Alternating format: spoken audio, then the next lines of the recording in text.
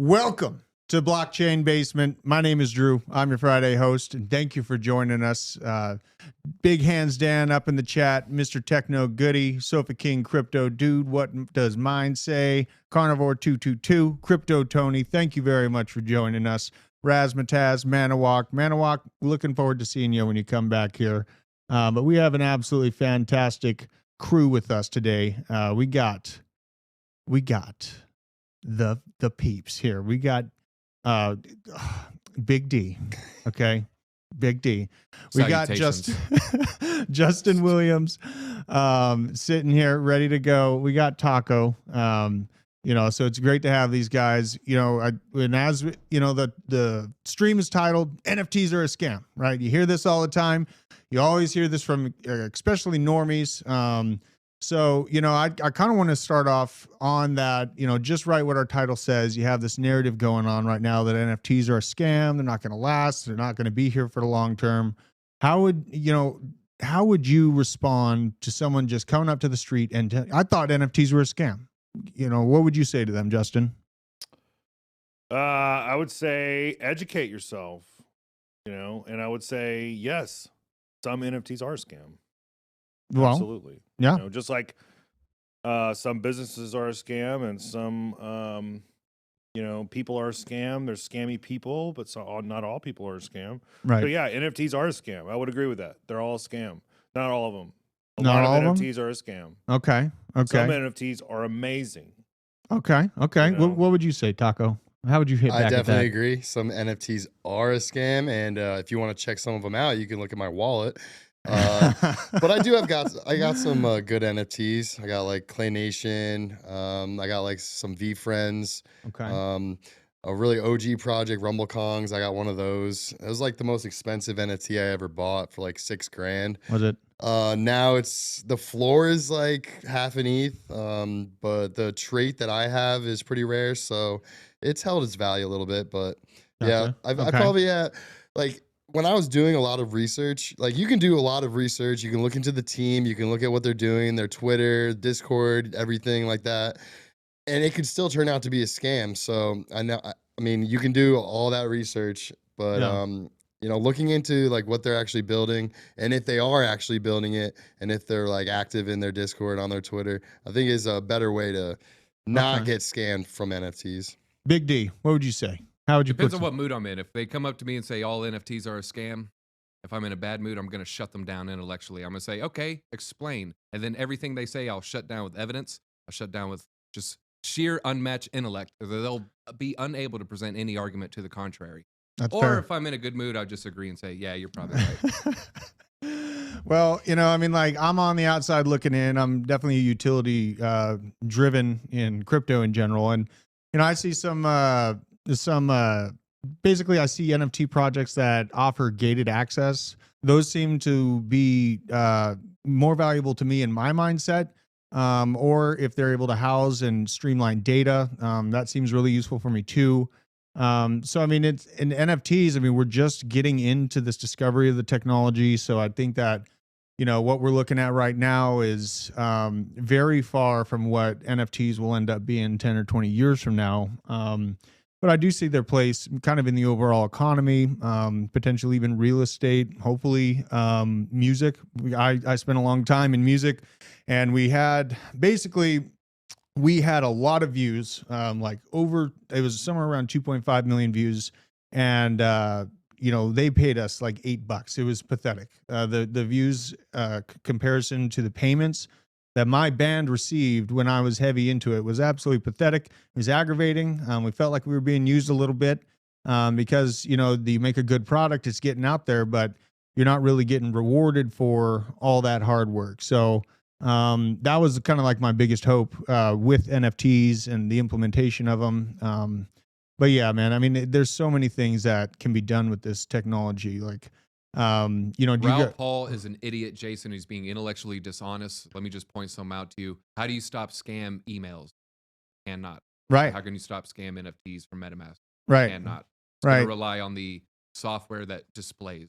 Absolutely. And scammers are going to find ways around. Like you see the new way is like, I found this glitch, and it's like this, what looks like to be an organic conversation going on Twitter, leads you to some account, and then the account will message you and be like, hey, here's that secret key that you were looking for to make life-altering gains, and it ends up being an absolute wallet drainer. So, that being said, be wary about clicking links, as you saw. Was it NFT Gods that had that incident pretty recently, guys?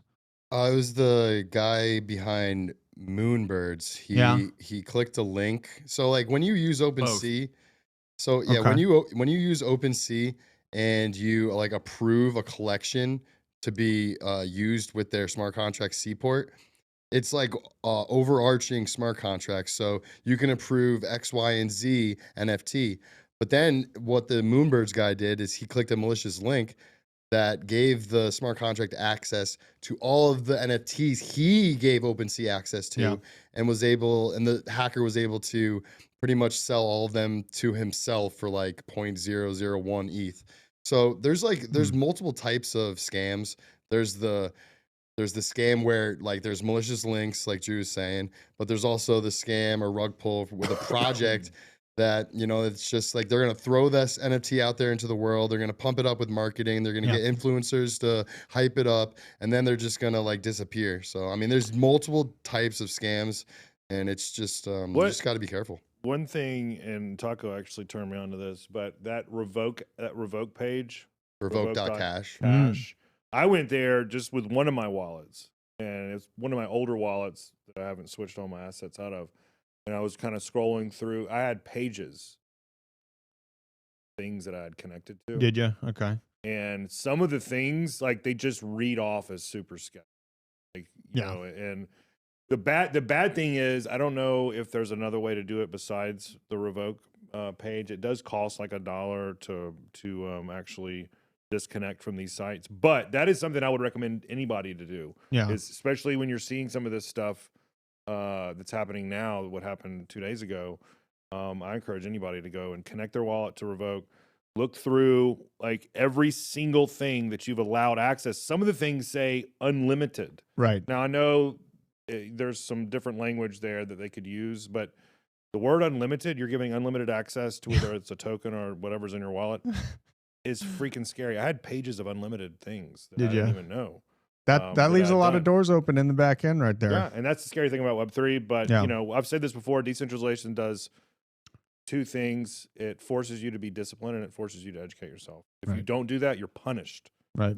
You're punished financially. So, well, and like you guys said, I mean, some things are scams. I had pulled this one. I don't know if it's you can call it a full-on scam or not, but we had kind of an interesting story come out. Obviously, the Porsche NFT release didn't go as hot as everyone was expecting. And essentially what's going on, what's up? I have something to add to, I'll let you finish, but keep going. Yeah, so I mean, basically they're highlighting, after Porsche released its debut in NFT collection earlier this week, most breath was spent skewering the project's tone-deaf pricing and miserable sales. But all would-be Porsche NFT owners were required to agree to terms of service that would waive a so-called right of withdrawal in order to mint their NFTs this week. While customers had likely never heard of such a right, it's clearly important enough for the German auto manufacturer to include. And we've got some people, kind of discussing, something caught my eye on the Porsche NFT mint. The page might just change up the entire game for everyone. No one is talking about it. So this was interesting to highlight just the right of withdrawal. This is established by 1997 European Union law. It requires any person or business engaged in distance selling, the act of selling a product that's customer isn't buying in person, to allow the customers 14 days to return that product for a full refund. I found that kind of interesting for sure. But what were you going to bring up? So their mint, it failed, but after they pretty much turned off the ability to mint, they capped their amount. I think it was like 2,500. Yeah. And soon after, a wallet was created, and then it was sent, I think, 110 Ethereum, and it swept like 50 of the Porsche NFTs. Oh, so you can do the math on that. My theory is someone from their team was told like we gotta do something about this failed mint. We didn't sell out nearly as much as we were. Yeah. But we got to raise this price, otherwise we're screwed. So they created wash trading to pump up their floor price. And another interesting fact: over 50% of all NFT volume is wash trading. No kidding. See, that's why you I don't know if that's good or bad. What do you guys think? Well, it depends on if you're a platform or if you're a trader. If you look at Sofa Cake, I feel like if you all walked into a 7-Eleven at the same time, the clerk would preemptively call the cops. Crypto Goon Squad. Is that how we feel right now? Are we the Crypto Goon Squad all of a sudden? Well, we are the cops. The top D, he's gonna get his Bored Ape Yacht Club sweatshirt in the mail, so we can all wear them on the same day. See, and then I would just I would catch everyone off guard and just put on a suit, and they wouldn't be able to tell the difference. So, but yeah, I mean, you know, we're seeing this landscape kind of learn lessons and implement previously created laws. You know, and I wanted to bring up something that I saw. Where was it? I think it was, we had a little bit of movement here on, let's check this out. Trump NFTs. I thought this is crazy. D bring this up to me. So yeah, I mean, basically we have Trump NFTs hitting a 0.462 ETH sale price, and the floor price is showing at 0.44 ETH. These things started at, how much was it, Top D? Was it $100 worth of Ethereum? That $100. If I had to guess, it was 0.08. I think right, 0.09. I think it's 0.09, I believe. Yeah. It was low. It was $100 at the time. This and is now incredible. It's almost half an ETH, and ETH is around $1,600. Right. $750 now. I mean, everyone thought this project was going to fall flat on its face, and it definitely did not. As you can see, we're just checking through these things. I mean, they're silly. We talked about these on Around the Blockchain at 0.1. Right. 1.2. Right. The next day, they had almost doubled. Now they have since doubled from that. At that time, we were, painting this as, hey, you better not discount this. I mean, there's a big following for this figure, very polarizing, and there's a large group of people that would probably be introduced into NFTs just in general by someone from their mainstream side, coming in and getting involved with this technology. And yeah, I mean, these things are cooking for sure. What's impressive is there's 25,000. And they're at that price point. Right. I mean, what's the total volume traded so far? Let's check it out. So it's 9,200, almost 9,300, and that's pretty good for 45,000 items to have 15. 45. Yeah, it's 45th right. president. To have 15,000 owners isn't that bad. The best projects are around 50%. They're roughly around 30. Right. So he's gotten 900 ETH just off of secondary. And that's not counting what he made off of the sale of these. So that's pretty incredible. Considering the main utility is hold 50, that's phenomenal. Right. Absolutely. And it's on Polygon. Polygon has been popping lately. So you got Starbucks, you got the Trump NFTs, Disney, Reddit. Yeah. It's definitely it's all the Donald Redditors. Well, I'm glad you brought up Polygon. Because we pulled a little something here about Polygon. And this is from Lark Davis. I like Lark. I think he's a pretty reasonable crypto influencer, and he's talking about daily active users by chain, highlighting obviously BNB's well in the lead, 781,000. Matic, though, this is the kind of interesting part about this, is that we see Ethereum just now being eked out by Polygon. And I thought Big D had a pretty interesting take on this morning when we were talking about these numbers for the active users, and I'm kind of interested to hear you explain, because a lot of people will think that this means that Polygon is basically outpacing Ethereum. Yeah, there's I think we need to change the language. It says daily active users. I think it should be changed to daily active wallets. I think there's a huge distinction between wallets and users. Some people, I disagreed with TJ and made him change his mind. Maybe I could change your mind at home. Ooh. He says, there really isn't much of a difference whether you have 100 wallets or, 100 people. It all kind of interrupts as it's still blockchain activity. To me, it matters greatly because you want an organic community. Right. You don't want 10,000 people with 10 wallets. You want 100,000 people, because that's 100,000 people at 100,000 dinner tables. instead of 10,000 dinner tables.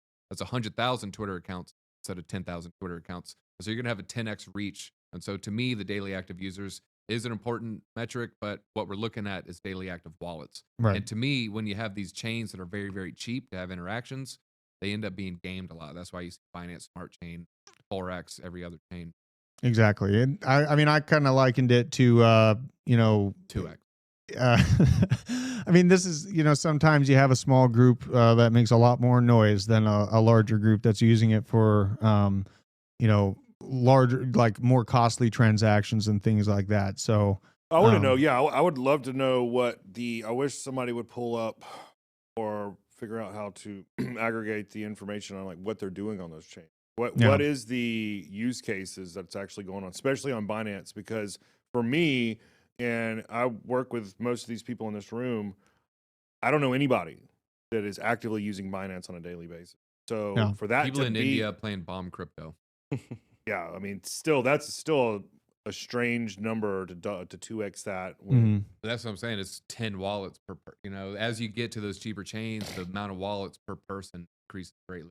Yep. Yeah. Well, I agree with that statement, but I still don't buy the bomb crypto aspect of it either, because I think I would love to know exactly what they're doing. I don't think it's bomb crypto anymore, because that token is completely destroyed. It would take 2 months for them to buy a sandwich. That was a joke. Yeah. So I don't know what it is. I'm sure there's a way we could figure out what they're doing on those chains. Well, I looked into it. I looked at Polygon's most used dApp, the hottest game. Did you? Planet 9, Planet IX. It looked gamed. They said they had 20K daily active users, so they're representing a decent portion of that Polygon percentage. And then you look at their Twitter, nothing screams 20K daily active users. Right. The total follower count was 30K. Then if you look at their tweets, maybe getting like 50 likes. So I think it's just kind of botted. Yep. So the data is not clean data. It's not real data. Dirty data. Dirty data. Diana data. Dirty data. deeds. Dana, dirty data. Dirty data, Dana. Dirty Diana. We're talking about a Michael Diana, Jackson song, Dirty not Dana. anyone in particular. Well, and earlier this week we had a lot of people asking about how the Fed's been cooking the books for real for the last 50 years or 70 years rather. So, bear with me, NFT goons. We're gonna take a look at this, because I think it's worth just highlighting for everyone that was asking about the Mandrake Mechanism. 99% of Bitcoiners can't answer this simple question: what is the Mandrake Mechanism? And we'll kind of just get into this. I won't bore you to death with this at all, but essentially, Mandrake Mechanism, also known as the money multiplier effect, is a term coined by Griffin in this book. Mandrake the Magician was a comic strip character from the 1940s. And the money that banks create isn't the paper money that bears the logo of the government-owned Bank of England. It's the electronic money that flashes up on the screen when you check your balance at the ATM. And this is kind of the baseline for, the whole everything's a Ponzi. And I've gotten into many debates with people over the week about, this debt ceiling causing some amazing calamity. If you want to, you're going to have to find me on Rumble to get more details on that. But basically, just highlights Sir Mervyn King, governor of the Bank of England, 2003 to 13, and Martin Wolf, who were the member of Independent Commission of Banking, put it bluntly, saying that the Financial Times, that the essence of contemporary monetary system was the creation of money out of nothing by private banks, often with foolish lending. And by creating the money in this way, the banks have inflated the money supply at a rate of 11.5% a year over the last 40 years. Now, this stuff matters a lot to me. Just it kind of quantifies the reason why I Bitcoin, why I crypto, and the true, cooking of the books that I look to escape by getting involved with this technology. So, just a little bit more on this is, too long, didn't read. It has been pretty easy historically to get rugged if you buy bonds on promises to pay yield. In the bond situation, again, super boring, but this is basically how fiat stays alive, is by selling future holdings of the value of their currency, promising a return. But now that inflation's outpaced the returns, they have to think on their feet a little bit. This person just highlighted, my wife and I are bond geeks, so this is what I just offered her, a bearer bond from 1905 issued by the Chinese imperial government and here's what I managed to learn about it. And I find this really fascinating. I love history and seeing how money's moved. And, essentially, it's basically people offering, this, can I offer you this Serbian 4.5% note from 1909? The values on these things have so far been outpaced by the inflationary experiences that fiat has gone through that they're, about as important as a picture of oxygen to a drowning person at this point. So I just wanted to touch on that a little bit. And again, I'm not going to bore people to death with, historical macroeconomics by any means, but I just wanted to highlight this as kind of the overall reasoning why Bitcoin, why I get involved with crypto, why I try my hardest to spread the message to get people aware, so we can help, as many people as we can escape the matrix. So, that's just my take. I mean, what is your guy? Do you guys have any thoughts on, this system in general, as far as, where, if we are right in this moment in time with where fiat is in the US, particularly in the US, we've seen massive inflation.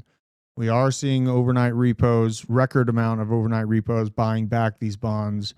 Do you think that the bond buybacks and the same perpetuating system that we've been doing for the last 40 years is going to be able to continue into the undisclosed future? Or do you think it'll have a stopping point sometime in the next decade or two? I think it will continue. You might see a little bit of more concentrating of who buys which bonds from whom. So you might see less China-US interaction. You might see more China-Russia interaction. You might see more EU-US interaction. But no one's ready for the pain if they were to not use the system. Right. Debt makes the wheel go round, makes the world go round. And if we were to remove all debt, that means, guess what? That car that you have 5 years of payments, that home you have 30 years of payments, you don't have those things anymore. And it would be, no one's ready for the pain and the suffering that would cause just by a reduced luxury item in our day-to-day lives. Absolutely. And that's my point, is we built this this kind of expectation of what we deserve, or what kind of consumable goods are going to be available to us, and it'd be too much of a pain point for us to pull this thing off. But yeah, I mean, yeah, everyone's always ready for paying crypto Rex, but I just wanted to highlight that. And, there's a little bit more coming out about just the system as it stands right now. FDIC, it's there to insure banks, not their customers. It's designed to fix small failures and is completely useless for large scale failures. And this is essentially highlighting the FDIC is using $125 billion in reserves to insure $9.9 trillion in deposits. So 125 billion is used to insure nearly $10 trillion in deposits. And here's the receipt, just for anyone that's curious to actually see this, but you can see it right here. Fund balance 125.5, insured deposits is at 9.9 trillion. So, that paints a little bit of, a rocky future for the backing of the dollar. And that's, in my opinion, why this whole system is going to end up being tokenized, and they're going to create a new back door in down the hallway to go into and kick the can down that hallway rather than the hallway that we're on currently right now. So I don't see a complete overhaul to the pipes of our system coming, but I do see once you hear the word tokenization being used by your favorite bank on some commercial, and they're talking about the tokenized future, that's what they're doing. They're creating more elbow room to basically move this system parallelly into this new technology. And, if we're lucky, we'll be able to house the proof of work along with proof of stake systems in a symbiotic relationship so that both of them can exist. And yeah, I mean, absolutely. George, it's government insurance is a scam. Just look at who got bailed out in the 2007 crash. It wasn't, regular retail people. It was the banks, bank bailouts.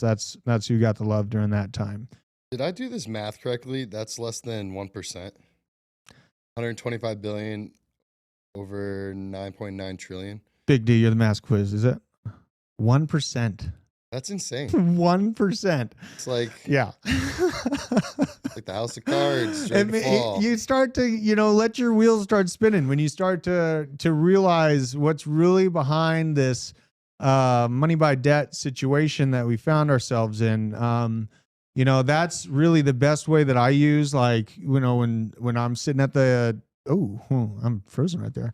But that's the best kind of talking point that I have when people are not understanding crypto or why this whole system is being created in the first place. I just highlight the historical context of where our dollar is and, how much is due on the debt books comparatively to what we actually have available to pay for it. So I don't think NFTs are a scam. I think the system that we're in right now is a scam, just to put it bluntly. And we see these 1 billion is not 1% of 1 trillion is 0.1%. 0.1%. 0.1%. Okay. This pretty much correlates to why Sam Bankman-Fried effed everything up. Is he was trying to pretty much do fractional reserve banking in crypto. And I feel like crypto, you really can't do it unless you're pretty much breaking the law of holding customers' funds and giving them pretty much like a IOU or like a fake representation of it on their website. Yeah. All these exchanges, they need to hold your crypto 1-to-1 and not mess with it. Yeah. And your business plan will be fine if you just collect trading fees. That was the silver lining I saw with the Sam Bankman blowout is, maybe you would force a little bit more transparency within this system. We see I think it was the Merkle tree that's being proposed right now. So there is some hope and a lot of hope, honestly, in my opinion about that. Usually these big infrastructural changes and these requirements don't come without a little bit of a learning curve and a little bit of pain. And I'm not, trying to say, that anyone out there, if you're listening and you lost some money, I feel bad.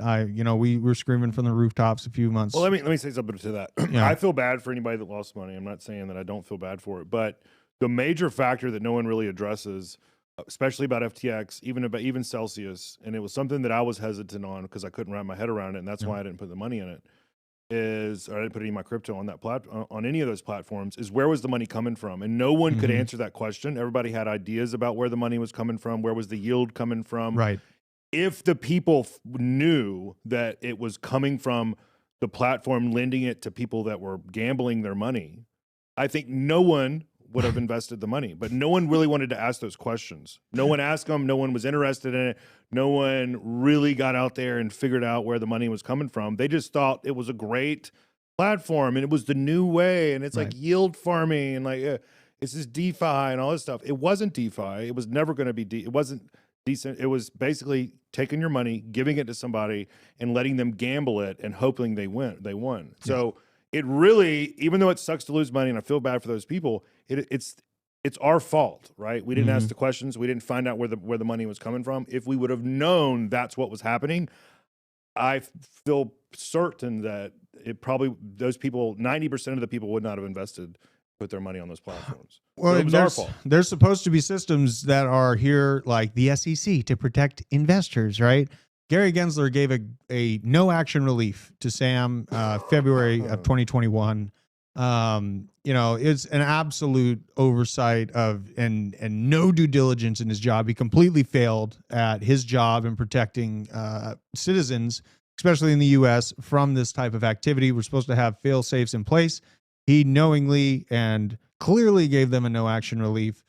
I really am amazed that this crook is still holding his position right now. It's pretty concerning, but again, big things like this happening. Now we have people like Tom Emmer asking him the difficult questions in our legislation, and we need to cheer on Tom Emmer and keep him moving forward and asking these questions because they need to get answered, because the conflict in Western Europe is going to overshadow a lot of this stuff. And, I guarantee you no one's going to remember this by the end of the year after we get the next set of headlines. You guys seen Bernie Madoff's documentary?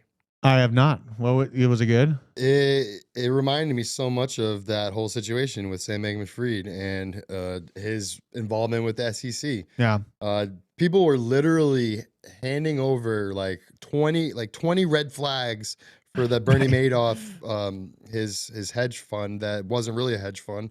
And they just were like, okay, we'll look into it. Never did anything. And you see what happens. So like these like the SEC is in place to, like you said, help the investor, keep the investor safe. Yeah. And it's like right in front of their faces, and they just don't do anything about it. Like that's the most frustrating thing is like they're trying to protect investors, and it's right in front of their face. They're not doing anything about it. I mean, if any government agency is there to say that I'm here for your safety, you can pretty much equate that to the exact opposite of what your idea of OSHA. OSHA? Okay. OSHA. I mean, all right. Okay. I'll give OSHA. Yeah. Okay. You look at how it started. There's a reason. OSHA's decent. All right. A lot of people burn it. Ooh, we get the Matrix hears us. You see that? The glitch. It's trying to get me again. But here's, while we hear this mainstream narrative going on, NFTs are a scam, run away, we see things like this. California DMV puts card titles on Tezos blockchain. Consumer applications are on the way. Pretty massive, in my personal opinion. I'll get my box out of the way here. The Department of Motor Vehicles has never been an agency that screams innovation. The agency is better known for bureaucracy and endless lines than technological transformation. But this may be changing after a collaboration between California's DMV and open source blockchain Tezos and Oxhead Alpha, a crypto-focused software development firm. Do you want the bullish scenario or the bearish scenario for me to break? Give me the bearish first. This is crap. This is This is nothing. Just think of what California needed to do just to try to make a little train. This is going to cost us $10 billion. Yeah. And then next thing you know, it's $100 billion and the distance cut in half. California cannot do anything correctly. If you think of what's an inefficient government agency, if someone said California DMV, you'd say, yep, that sounds pretty inefficient to me. Sounds like crap. I bet they suck. Well, how are they going to be quickly rolling this out? They couldn't do a Windows update that would take less than 5 years. I don't see this turn in any. Well, it's the hopeless romantic in me because, it's like my wife, when we moved to Georgia, we were asking for her birth certificate and a lot of vital data from California, and they literally just didn't have it. They did not have it anymore. And it took us basically an entire year of fighting with them back and forth with official emails and all this communication to get their first step is to upload the entire history onto the blockchain. Yeah. And so if they can't even find that piece of paper, how are they going to upload the largest state in the United States? Well, it can't happen. Let's check. Let's see how they say they're going to do it. So AJ Gupta, Chief Digital Officer at California DMV, said the agency hopes to finalize its shadow ledger. Oh, God. That doesn't make me feel great. Or a full replication of the state's title database, blockchain, just like you said, within the next 3 months. Think they can pull it off in 3 months, D?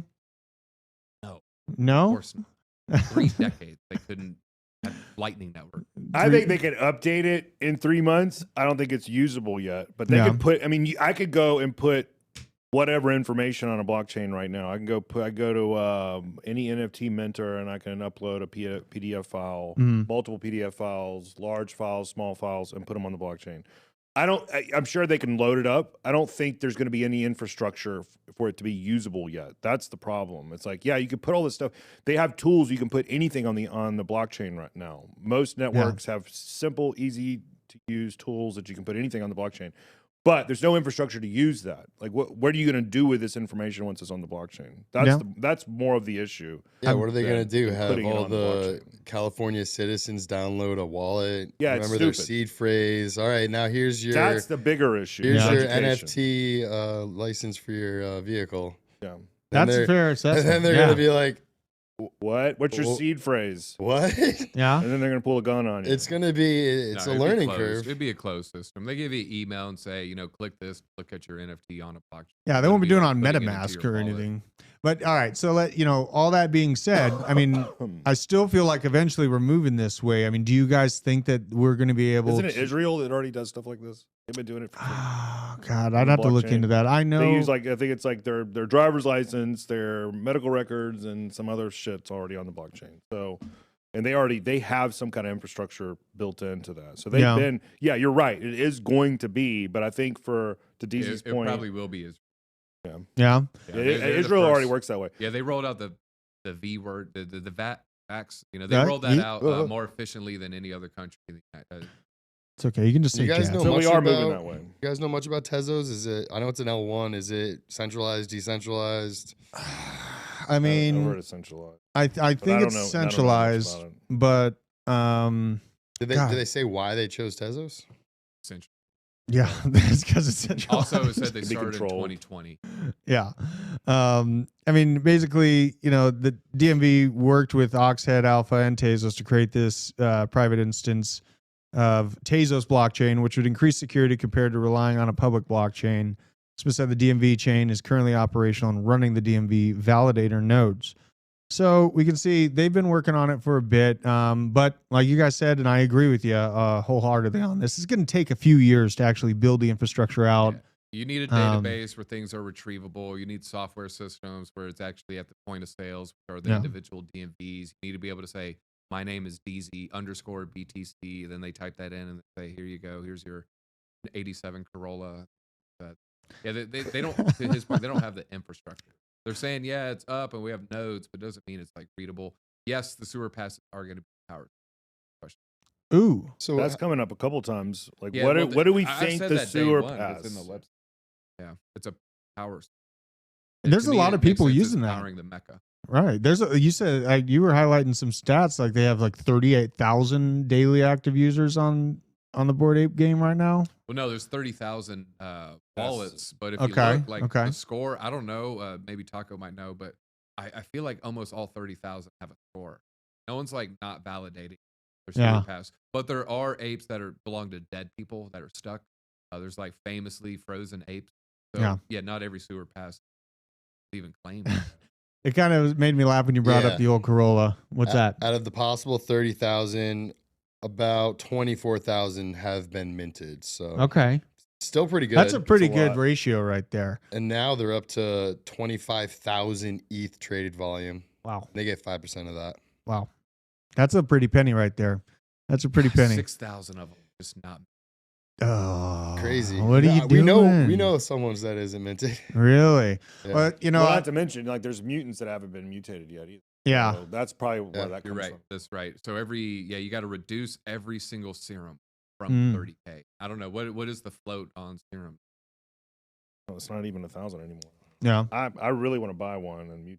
I see PA Earth King highlighting he's got a 1989 Honda. How dare PA you? King, you said something about, did you know on OpenSea, once you sell an NFT, you approve that collection forever. That is on purpose. I don't know if you, right now it's not an issue to sign a gas signature, but when you sell an NFT of a collection for the first time, you just have to do a one-time gas thing.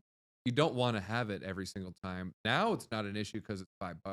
When it's $70, it makes a huge issue. Yeah. And it is a barrier to entry of approving a collection. So you don't want them to have to do that every time. Maybe some do and some will, but I feel the majority of people won't want to pay that gas every single time.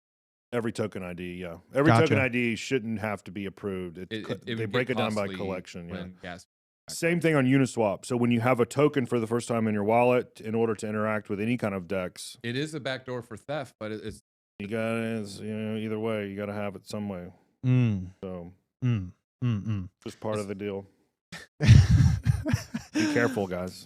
Well, I don't know. I mean, back in the day, you had to approve your wallet on OpenSea, and it was around $75. Right. Now, like DZ's saying, it's like collection by collection, and it's under $1.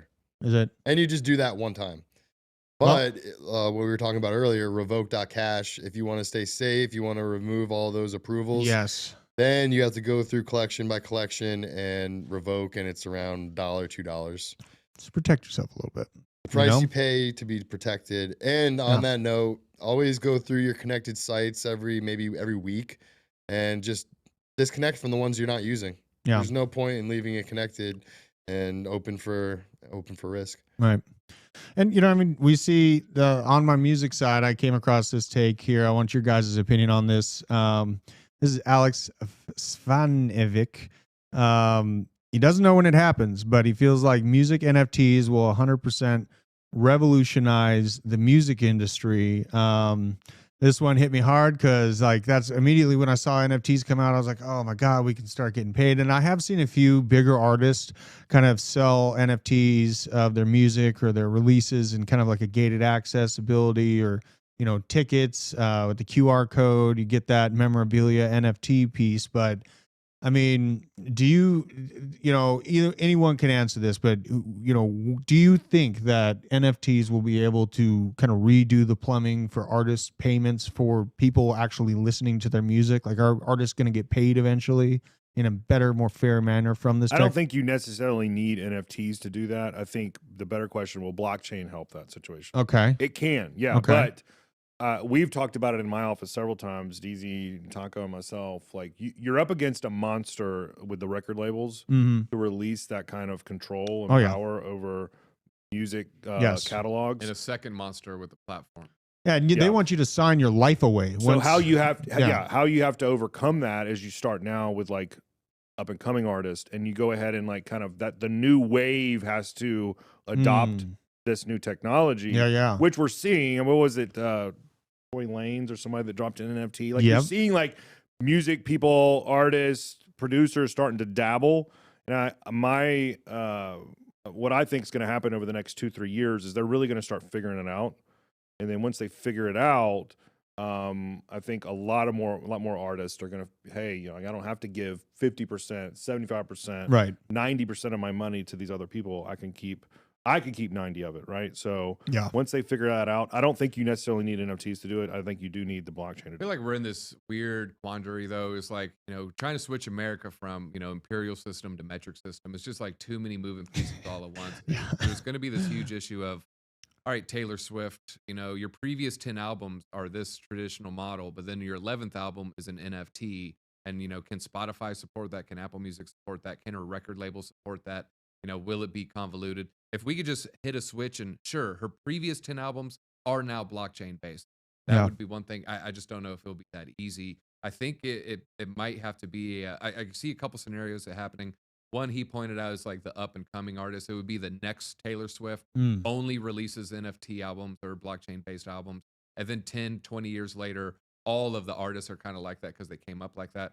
Or it's going to be very difficult. Or you get a United Artists style, which is a famous movie studio from probably 30 years ago, started by Tom Cruise and a few others, which would be a consortium of Bieber, Rihanna, Taylor Swift. They're the pillars. They combine their music, and then all the artists come to them because, you know, they collectively pull together $2 billion.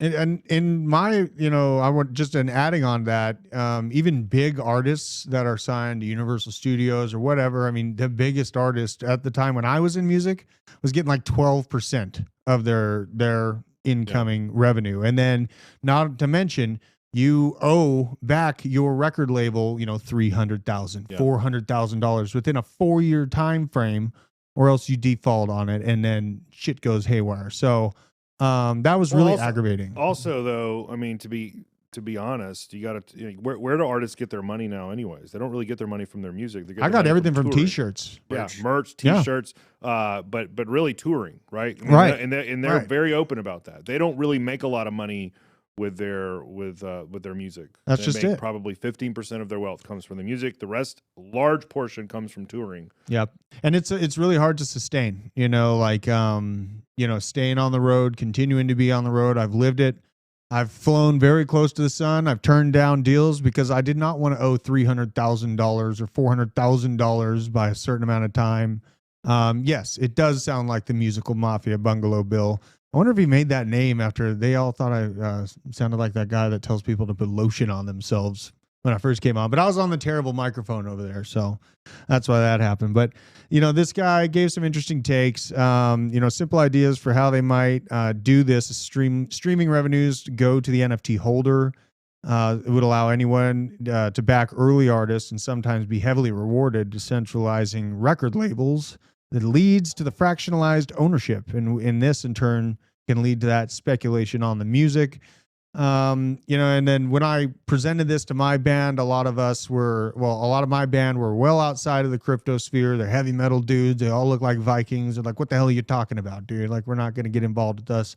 I could see their point, you know, like we had, 10,000 followers. Obviously, honestly, we did get a lot of music plays, but most of those were in Russia and Brazil. Those were the two locations where I got the most plays from. So it wasn't really local. I had to travel a lot to the southern states, like Texas loved us. Mississippi, came to Georgia. So I had to tour the southern states. I didn't know you were a big deal in Russia, though. I had this idea. I was surprised. I think 2 or 3 weeks ago. I mean, because there's an issue with the music industry. It's tailored towards the listener. I mean, they want to make it as easy for the listener to get the music, pick whatever artist or song they want, and make playlists, everything like that. But the idea I had was like using a platform like YouTube, maybe like an artist like let's pick Wiz Khalifa. Okay. He makes his own channel on YouTube. He sells 10,000 NFTs. Maybe he keeps 1,000 of them for himself.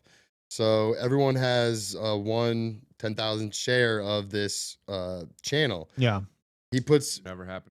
Why would YouTube ever do that? Because they might eliminate ad revenue. Well, YouTube. Well, that would be the issue. YouTube would stop it. But why? What would stop an artist from doing that and then giving access to the revenue generated from the people that watch it? Because they can't ever break into the top 500 on iTunes store. You end up with this thing where YouTube has the rails of access to the mainstream public. You want to get paid, so you want to close off the access to it, but then you're cutting your foot off to spite your nose type situation where you don't have the overall exposure to YouTube or Spotify and all those things. You have this gated access system, and that it wouldn't be gated. I mean, anyone could still listen to the song, but like the artist, and it's not going to encompass everything, but it's a start. Yeah. And it's incorporating NFTs into YouTube. It doesn't have to be like YouTube's NFTs. It could be the artist's NFTs, but they're using the platform YouTube to monetize it, and they can get a kickback from the revenue, and the people that own the NFT can get the revenue.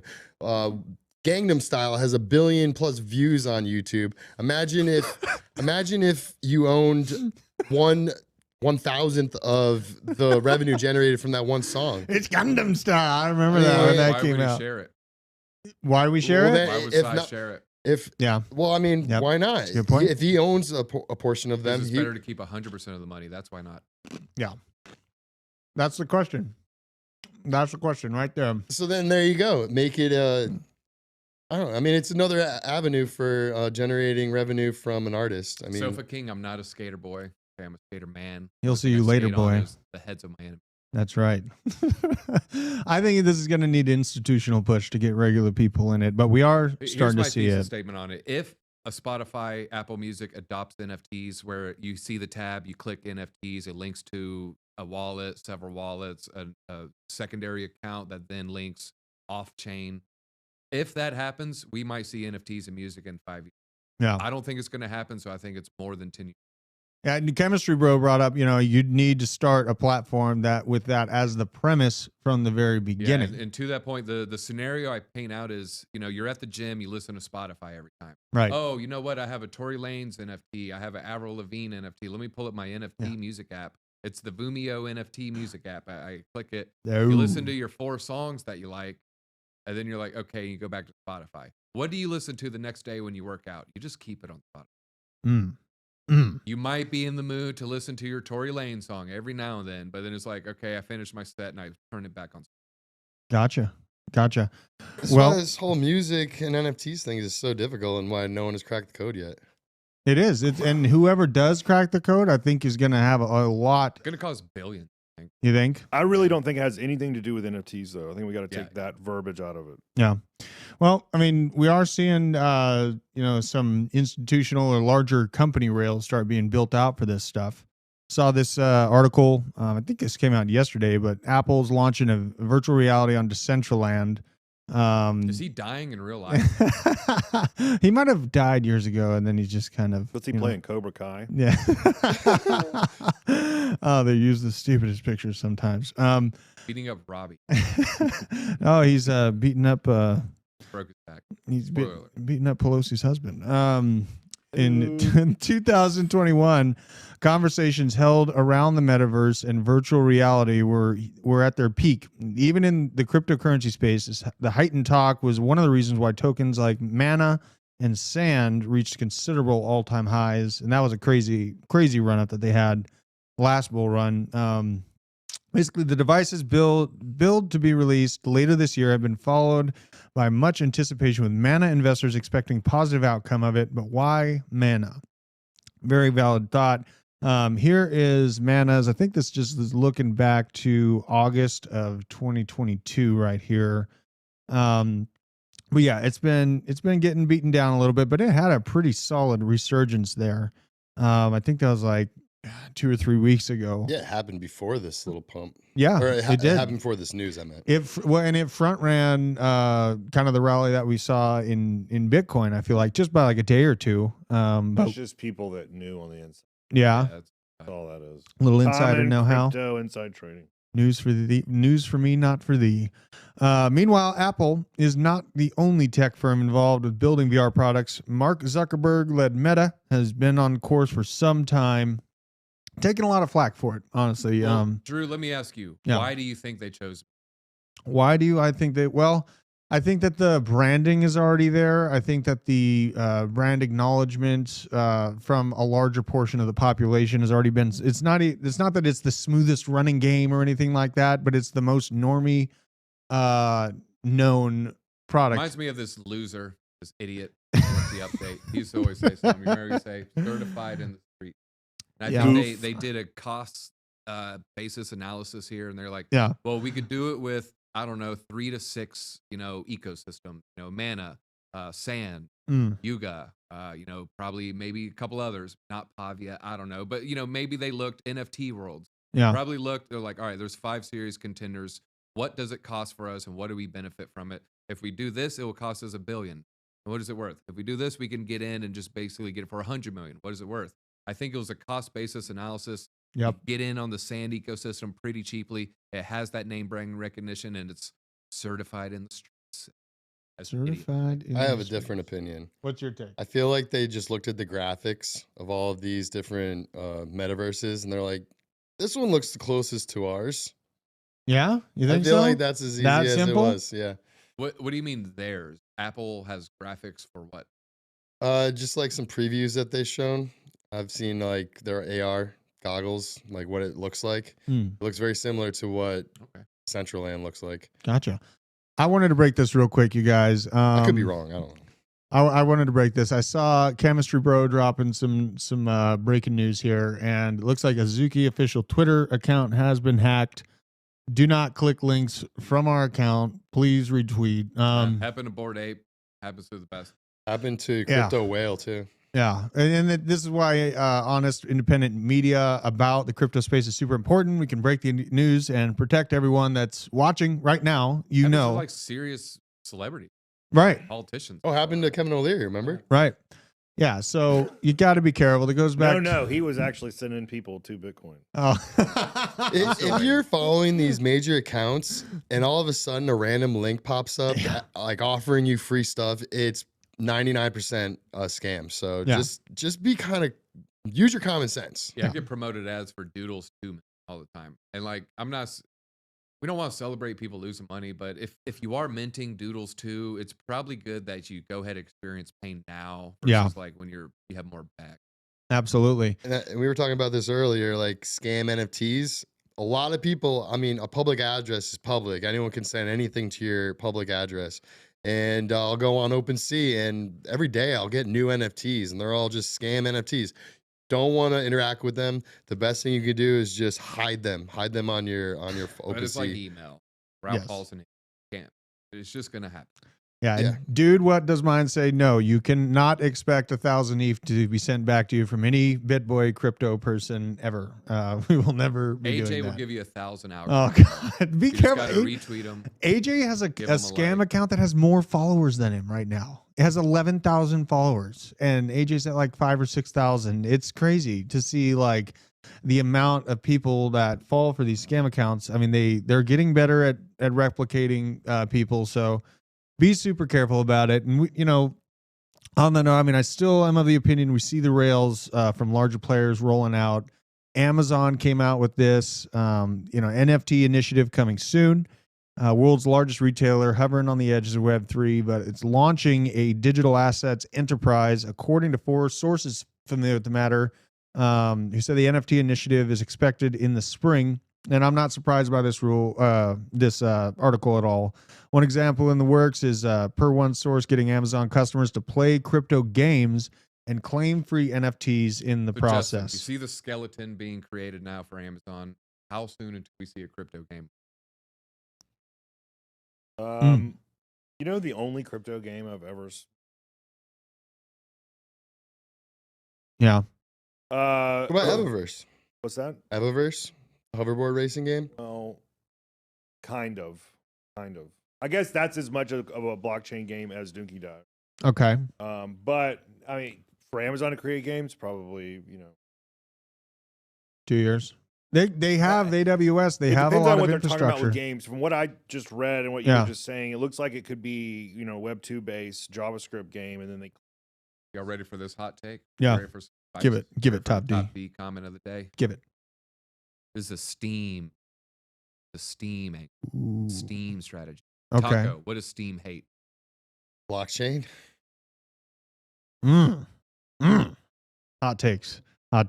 But I also wanted to add, what percentage of people here care for like free NFTs that like probably are never going to have any value? I thought the merge NFT was kind of cool. It's a piece of history. It has no value. I mean, I turn those things down all the time. Like I got NFT NYC from 2 years ago saying, "You want to?" No, I don't. I don't want it. Don't give. Yeah, like the one at VCon where it wanted all of your information, and you own like one. Guys, just give me your mother's maiden name. That's all I want. It doesn't look like they're just looking to give free stuff out. Andy Jassy, CEO of Amazon, previously stated that he's open to the company selling NFTs, and the company is not closing the door to cryptocurrencies in general. On the cryptocurrency side, they're going to be accepting crypto in the next 4 years, in my opinion, on that side. AWS recently linked in a partnership with Ava Labs, the company behind Avalanche Blockchain. That might make Nick a little bit happy, but yeah, man, I see this. Like you said, the skeleton is being built for the infrastructure. This transaction method, a way to drop people free NFTs for certain purchases. It might, and the value that I see in this is showing the technology to normies as they get on their Amazon to look up their soap or whatever it is that they're buying through their Prime account. They're going to see these things being offered. They're going to start to get more crypto curious. And then once the bull comes back in and you got Bitcoin, the first thing that every MSN, CNN, all those talking heads are bringing up every morning to keep people's attention on something exciting. I think that this is going to continue to grow. And this is pretty good news for Avalanche, definitely. Getting in bed with these large companies, this is what it's going to take. I've always brought up Pokemon Go, stuff like that. And I know we brought this up before, but this is just a reminder. The swoosh is rolling out for Nike. This is their website, swoosh.nike. And essentially it's just, a way, a new community experience designed to give opportunity to co-create the future. But that's kind of a nothing burger. It's creating and collecting and trading. And then this is the thing, flexing, this is what I think will be the biggest driver of this. Not necessarily. I mean, it's cool you can create them custom, but yeah, I mean, you can build your collection, display it, trade it, or flex your Nike virtual creations and wearables in games and other immersive experiences. So it's a big name, another big name rolling out the infrastructure. Like, wasn't it Adidas that built a store in one of those metaverse lands last bull run, like at the height of the bull run last time? Do you remember? Yeah, They also did a massive drop too. Ooh, it made millions and millions of dollars. Question, Justin Taco: will Bored Apes be able to wear a Nike shoe? If so, when? When Moon? That would be an amazing collaboration that I would definitely want to see happen. I'm gonna say let's be positive by the end of the year. Being super positive with that. I said I'm being positive. I say yes. Artifacts, Prize Series 1. Yeah. Ooh. I don't know if they're going to partner with Nike though. I don't think it'd be a partner. It would be partner with Yuga and their other. I want to wear Nike stuff and other metaverse. I want to answer Bud Lightyear's question. What NFT projects would you recommend? I don't currently own any. If you don't currently own any, first determine what chain you want to buy an NFT on. Yeah. I recommend Ethereum and Cardano. And then go to the actual marketplaces, go to Explore, and then go to like top collections, filter it by all time. That way you'll see the most popular NFTs that are out there in existence. And then look at your price range, see which ones you can afford. But in the middle of all that, start going into their communities, learning about what they're all about, what they're building, what they're doing. Are they active in their Discord? Are they active on their Twitter? Yep. You know, those are all things you want to look at. What I would say, that's great advice, Taco. What I would say first is you need to find out what category you fall in. Like, do you fall in the category of I want to make money, which you'd be a trader, right? Yep. Or do I fall into this weird category of it's all about the community and what they're building and maybe gaming, maybe like if you can find a game to play. You need to find out what you're looking for. If you're looking to make money, which I am on the side of things like that. I think 90% of the people in this space and to make money. They're trying to change their life. You ain't lying. You ain't lying. There's a small fringe outlying group that is in it for the community. And so you need to figure out where you fall in that. And then there are different projects that promote both of those things. Yeah. And you can be the 1% like me that are just here simply to create capital flight and chaos within modern monetary theory. So, you know, join the 1%. Saw a couple people asking about my Rumble account. Just wanted to show it real quick. I have like not that many people on this thing, but you can go find me here. I'll drop a link in there. Building up. We got 14 subscribers. I just opened this thing up. So, you know, you can get my deeper. I saw a couple people asking in the chat where you can find me at. Yes, they deleted me off of the YouTubes, but I'm scrambling around on the other alternative options right now in the background. But yeah, man, like, I don't know. I see these partnerships, these major companies. We see Porsche. We saw Chevrolet with that original Chevrolet sale was kind of a flop to begin with. But as I see more and more of these big brands, you know, trying to dig their teeth into this stuff before it becomes mainstream, I feel more solidified that it's really not going to be here to stay, but it's going to, you know, transform in a way that we don't quite understand yet. And we're spending a lot of time researching, trying to understand that, you know, there's new platforms that are beginning to be worked on to trade NFTs. You know, you guys have any insight, any alpha on possible new platforms that might be rolling out for NFT trading and holding? Yeah, we're launching a NFT marketplace, multi-chain. Oh. Vumio, I'm sure you've heard if you've watched any of our channels. So that's exciting. I'm not going to say a date. For those of you that have ever dealt with developers and building something to the magnitude that we're building, it takes time. It takes time to do it right. But I can say that we're doing something that's exciting, something that's inviting to everyone, and to my knowledge, has never been done before. And so we're really excited about it. Stay tuned. Go to, what is our Twitter? Vumio NFT, at Vumio NFT. Go there, check out, stay up to date. I think Top D does spaces every week on Tuesdays at 2 p.m., right? So check that out if you want to stay in the know. It's the most electrifying NFT space in the entire sector. So many people are in there. Maybe Elon's going to be in there next week. Yeah. Maybe Donald Trump talking about his NFTs. Maybe the heads of the Yuga.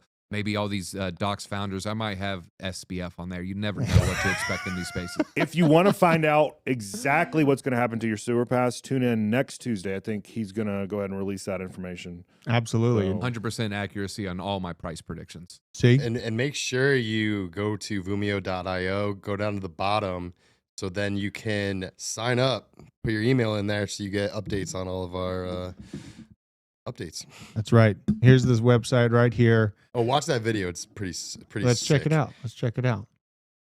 Well, it's got sound to it. I don't know if it's got sound. Let's see here. We spare no expense here at Vimeo with our animations.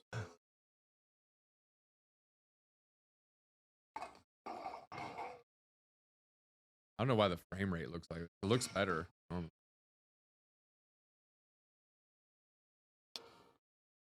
That's Vincent the Mutant. I like Vincent Vega from Pulp Fiction. He has an addiction. Hey, we had donuts this morning. Look at these guys. Don't trust him with your bag in the bathroom. I got excited when I saw this to begin with. This is pretty cool. And if you notice, we had some secret seed phrases throughout this video. Did you? So 3 people were able to claim some NFTs. Maybe we'll do that in the future again. Who knows? Okay. Why is that Clay's eyes?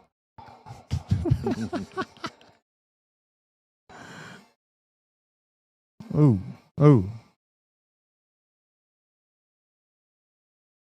Love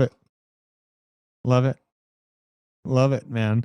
That's pretty awesome, man. I think that you guys are doing some good stuff here. Ooh, let me turn this.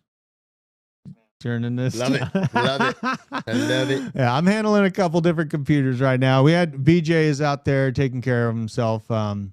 Still dealing with the rib stuff. So if you can, he keeps trying to make a woman out of 2 of them.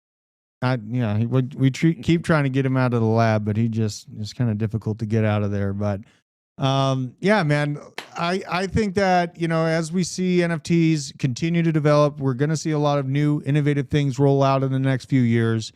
Don't discount this technology as just a write-off. I've seen some people make some seriously large gains in it. You just have to do it the right way. You have to do your due diligence. So yeah, man, don't discount it as nothing just because you don't understand it. Get researched right now while we're in the crab market. You got some time to figure things out because there's going to be some big moves. Yeah, I want to say this too. Like I've been watching the chat. A lot of people are like, I don't own any NFTs or I don't own any crypto. I don't understand it and it's foreign to me. Well, that's your fault. That's your fault. It is so easy, and I hear it all the time because I ask everybody I come into contact with. Like I ask, hey, have you bought any Bitcoin? Have you bought any Ethereum? You know, any NFTs? All this stuff. I ask everybody. The gas station clerk. They all, when I go into my gas station, my neighborhood gas station, they call me Mr. Bitcoin because I ask them the same question every time. So, but their answer is always no. It scares me. I don't know. It is. You're 10 videos away on YouTube of becoming a crypto expert. Boom. 10 videos away. It's not rocket science. And I'm not saying you have to learn how to code Solidity to buy anything. No, you can literally watch 10 different videos on YouTube that's free and learn everything you need to know about crypto, about NFTs, how to buy, how to purchase, how to do any of that stuff. Yes. So stop being lazy.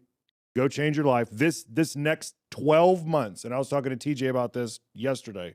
This could be the last bull run. The next bull run we have could be the last that we can make actual generational wealth for our families, for our kids, and all that stuff. This could be the last one. We don't know what's going to happen. It is going to be a massive bull run. I do believe that. So this next 10 to 12 months is the time to accumulate. You called it crab market. That's exactly what it is. It's time to buy, accumulate, make your buy purchases, and hold it for the next 12 months after that. And if you don't know how to do that, that is your fault. Go to youtube.com, watch 10 videos on BitBoy Crypto, or find your favorite influencer and make the purchases and make the change, because it's going to happen. It happens every year or every cycle. Plenty of people change their life financially. Don't get left behind. Don't get left behind. You have time to figure this out right now. And we got people like Top D up in the house, let out of the... Only you can prevent yourself from becoming a broke. That's right. And we're here to help. We're here to shine the light where the light can be the best exposed. Our future is bright. You just have to think positively, think intelligently, keep the moon math to a minimum, keep reasonable goals, create goals for yourself. And with all that said, You guys, thank you so much for joining us this Friday. Appreciate the awesome Goon Squad joining me today. Excited for Vumio. And with that being said, peace out. Not your keys, not your coins. That's right.